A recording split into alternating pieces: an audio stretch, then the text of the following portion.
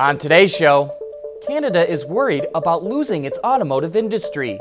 Tesla has another AutoPilot accident, this time in China. And we answer your questions in You Said It. All that and more coming right up on Autoline Daily.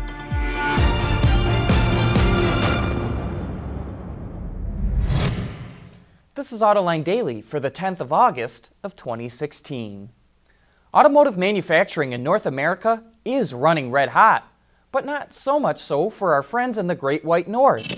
In 2009, Canada accounted for 17% of North American vehicle production, but with more automakers moving manufacturing to Mexico, that number dropped to 13% last year, according to Wards. Canada lost more than 53,000 automotive jobs since 2001, and that's why labor negotiations with GM, Ford, and FCA that kick off today are critically important for Canada's automotive union, Unifor.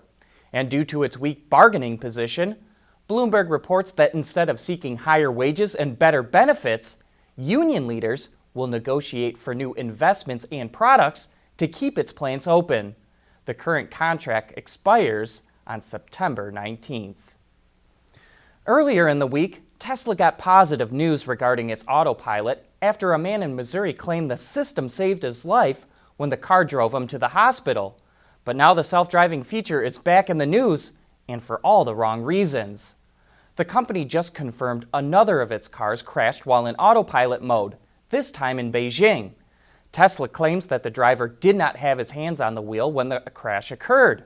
The company says it makes clear that the driver must have his or her hands on the wheel at all times when in AutoPilot mode. However, the owner says that when he bought the car, the sales staff sold it as a self-driving car. ZF and FCA are having real problems with their 9-speed transmissions. Details after this. Autoline Daily is brought to you by Bridgestone Tires, your journey, our passion. Dow Automotive Systems, advanced materials that deliver better results. And by Lear, a global leader in automotive seating and electrical systems. Automotive supplier ZF is having some real problems with its 8- and 9-speed automatic transmissions. Jeep had to delay the introduction of the new Cherokee due to shifting issues. FCA also had to recall over 1 million vehicles worldwide because of a poor shifter design. A Hollywood actor was killed in what may be an accident related to the transmission. And now ZF is recalling over 500,000 9-speed automatics because they could unexpectedly shift into neutral. The problem is linked to, quote, insufficient crimps in the transmission wire harness. But the fix is a simple software update that somehow won't let the transmission shift into neutral on its own. ZF's 9-speed trans is also in a number of Hondas and Land Rovers.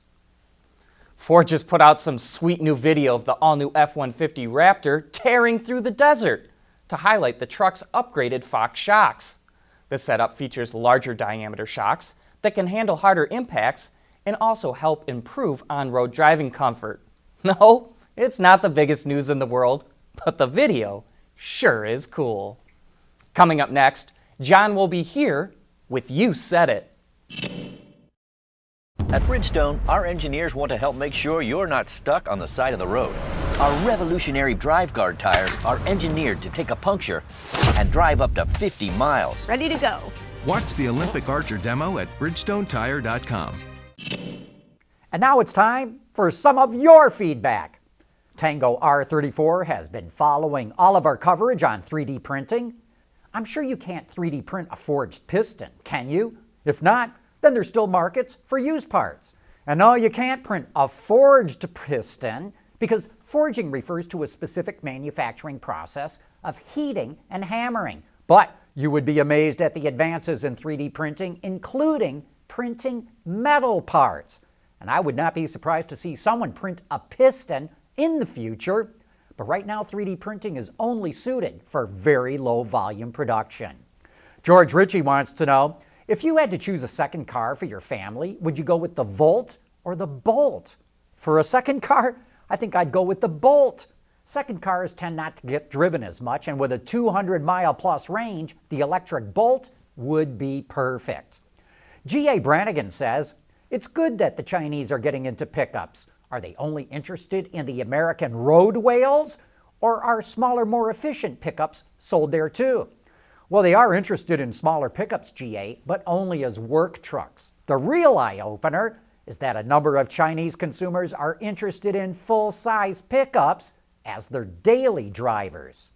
Fast Forward wants to know, why on earth did Nissan spend all that money to enter the highly competitive market of full-size trucks when what they should have done is produce a new small truck for the North American market? Wouldn't it avoid the chicken tax if it were to be built in this country? Well, hey, have you forgotten about the Nissan Frontier? It's a mid-size truck, and even though it's the oldest one in the segment by far, sales are up 34% this year, and they were up a whopping 73% last month. And it's built in the USA. Now, having said that, you're right, there probably is room for an even smaller pickup, and no doubt some automaker is going to test those waters. Lisk heard my piece about future collectibles and has some suggestions that I really like. What about the 1995 Buick Riviera or even the Riata?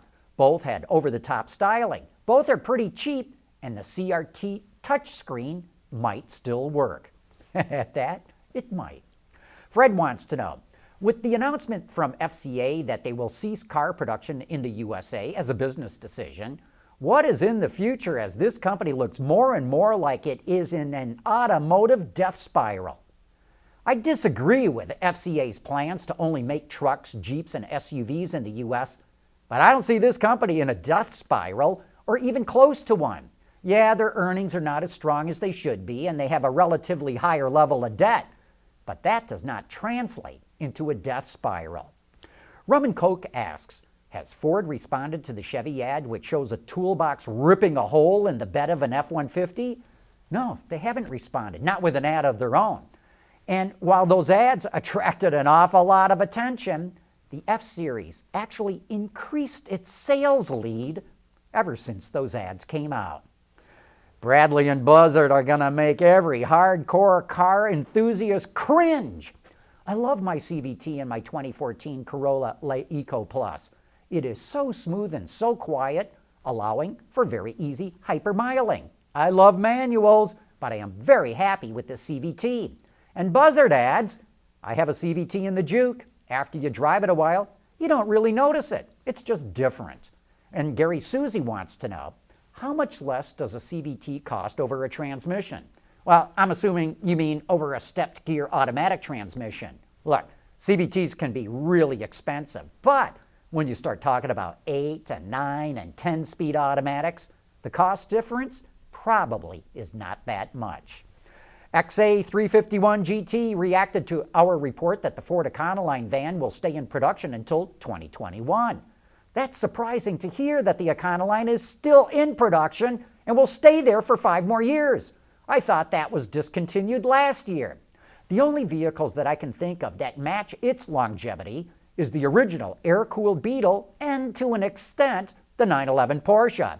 I know the 911 has changed quite a bit, but its overall look is still the same 50-plus years on. You can look at one and instantly know what it is. And at that, you really can. Hey, thanks for all your comments and questions, and keep them coming. But with that, we wrap up today's show. Thanks for watching. We'll see you tomorrow.